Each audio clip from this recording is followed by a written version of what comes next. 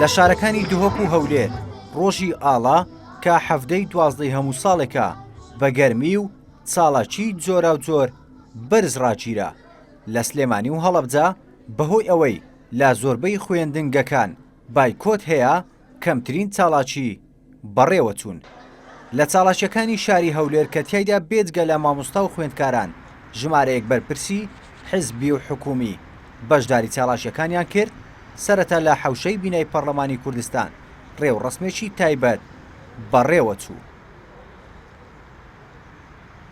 بەڵام ئێستا باور دەکەم ئێستاش دەرفەت لە پێشە، دەرفەتێکی زیێڕینە، ئەو دەرفەتەی لە دەست نەدەین. لێرە ئێمە ئەوانەی کە حاضر بووینە داوا بکەین کە بە زووترین کات لە زووترین دەرفەت دەوڵەتی کوردی ڕابگەینێت.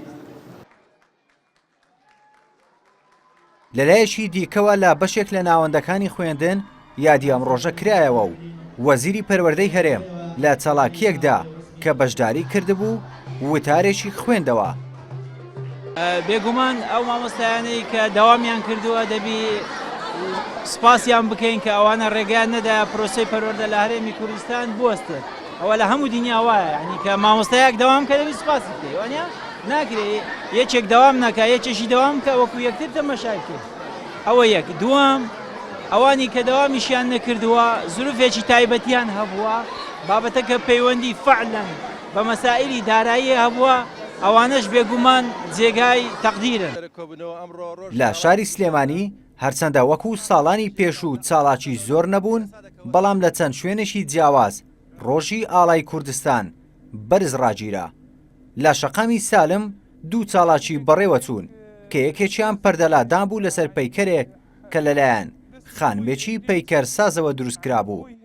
ئەم ئیشەم تقریبی 6 مانگی خایەن، 4 پێکەرە ئەم ئیشە، هەروە ئاسانیە ئەبێ ئیش لە 4 پێکەرە بکەی، دانیشی تۆ بە ئاسن تەشریحی ئەو پەیکەرە هەمووی تەواو بەڕێک و پێکی بە قیاس، ئیشی لە حیمیتیا ئەوێت، ئیتر قیاسی ئەوێت، هەروە ئاسان یعنی بە ساعاتێ 2 ساعات ناتوانانی تۆ پەیکەرێ تەواو بکەی.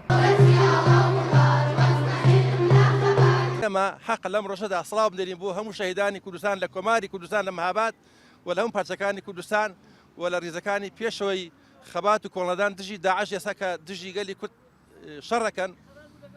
بۆیە پێویستە ئێمە ئاڵاکەمان کە ڕەمزە بۆ یەکگرتووی ئێمە بیپارێزین و هەموو ساڵێک لە هەموو پارچەکانی کوردستان یادی بکەینەوە.